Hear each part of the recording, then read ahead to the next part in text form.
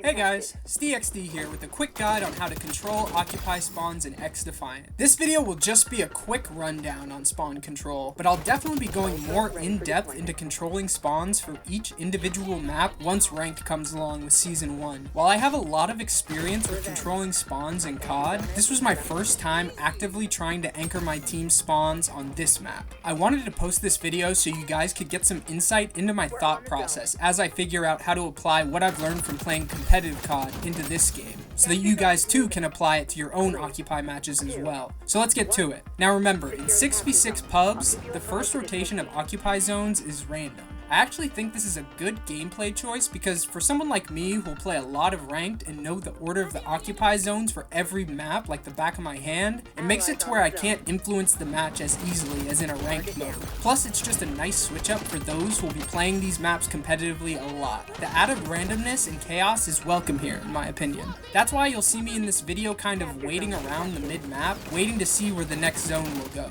In a ranked environment, this won't be the case once you learn the order. When it comes to factions, I don't really think there's a go-to faction for holding spawns, but I've been really liking the intel suit for this role. It really helps with sniffing out the enemy anchor who might be hiding in the back of the map, like me. It's easy to bring value to your team and anchor those spawns, but most players don't want to just sit in the back lines all game. You want to find good sight lines so you can keep an eye on people trying to flip those spawns, while also helping take out enemies headed for the zone. I'll show you what I mean right here. As you can see, I'm the only one on my team back here right now. I don't want to risk dying in a mixy gunfight to this guy and end up losing spawns for the entire team. So I let him keep running a bit, which in turn guarantees my team spawns here. I could push up a bit now if I wanted to, because the team will continue to spawn here unless an enemy comes all the way around and tries to flip us. And what do you know? Here comes someone trying to play the back. You'll see throughout this video, this guy WB was trying to contest me on spawns, but he was always late to the play. In this particular instance, I think he should have wrapped all the way behind me, but he got greedy and shortcutted straight to me, which is a lot easier for me to pick up. He already ran all the way back here. He might as well take the whole route. He's got time for it.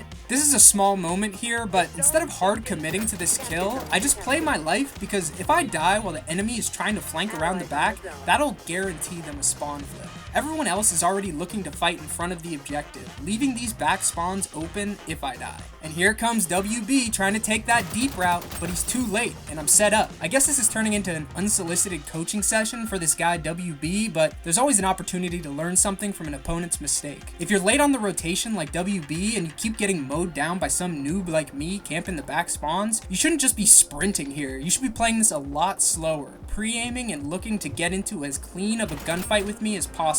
Him blindly sprinting in with no idea where I was meant he pretty much had no chance to even shoot back. In hindsight, I think I should have started booking it for the next zone after this kill, especially once you see the next hills across the map, making this a somewhat late rotation. If you want to be the anchor and control spawns, you typically want to be the first person at each new zone. Alright, if we take a look at the gameplay here, we'll see that I'm playing the back, but I would say I'm kind of playing the back a little too much. I mean, what am I looking for here? Wetzel's pretzels? Alright, licking walls, fast forward.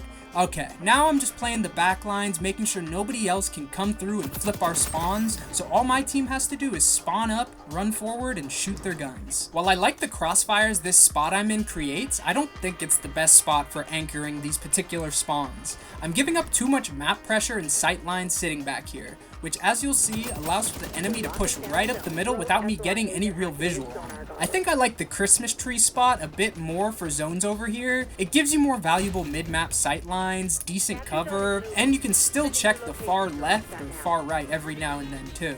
So right here, because I die at a bad time, I'm really late on the rotations for this next zone, and the enemy team for the first time all game has favorable spawns on this one. Since the zone still has a lot of time, I'm just going to commit to a long flank around the back while my team keeps the enemy's attention in the front. You can see here because nobody on their team is protecting these back spawns, as soon as I get back here, my teammates start spawning nearby. And while I'm whipping dozens of shots, you can see on the minimap how favorable this situation now is for us. The team is now spawning right behind the point, the enemy in the zone's being attacked from all angles, and now they're spawning unfavorably and have to funnel through these mid-map corridors. Here's another error of mine. I was having too much fun getting kills on the scaffolding, so I ended up rotating late again, which isn't the main problem actually. When I rotate as an anchor, it really becomes like a stealth op. I try to avoid gunfights and take long routes away from the enemy to ensure I make it to my destination, so that my team can be guaranteed good spawns. My mistake here is that I was still a little bloodthirsty and was trying to do two things at once: chase kills and get to the next zone. If I just killed this guy, it wouldn't be an issue, but I don't and spawn back at square one and am even more behind on anchoring the next zone. We're going back to the first zone now, and because it's in the middle of the map with decent spawns on both sides, as an anchor, I'm not too worried about this zone. I really just want to secure the favorable spawns for the next one. I'm able to sneak through enemy lines here, and by now this WB guy must absolutely hate me. Even though I'm through, I can tell that there's still enemies spawning parallel to my position in the back left of the map here. So right now, I'm not really doing much yet to help these spawns until I make it behind like the Christmas tree and have line of sight to block all of the spawns back there. And here's another reason why Echelon is so good for anchoring. My ult gives me confirmation on the enemy spawn flip. You can see here I'm trying to find another spot to play the crossfire. I'm just trying to force the enemy to look at me instead of the zone, or vice versa,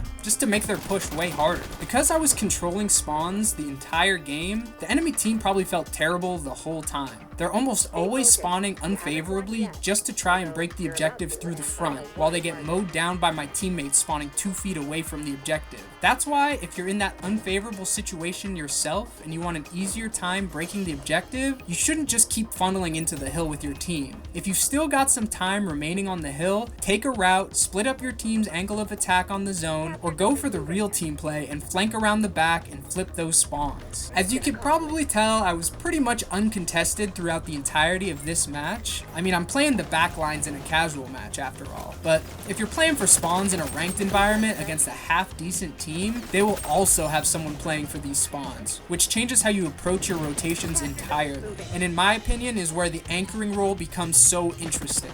You and the enemy anchor will essentially be in a perpetual 1v1 throughout the entire game, battling for the fate of your entire team like Potter and Malfoy in the Chamber of Secrets. Anyways, thanks for watching this general spawn guide. I know the actual gameplay was a bit slow, but I really wanted to emphasize the important gunfights behind the objective that really influence team spawns. And a special thanks to everyone who subscribed and helped get us past 200 subscribers. If you want a shout out at the end of the next video, subscribe and drop your sub number in the comments. And check out my other guides. I'm also streaming on Twitch, starting around noon PST until 6. Every day except Monday and Tuesday. The link's in the description. Come say what's up.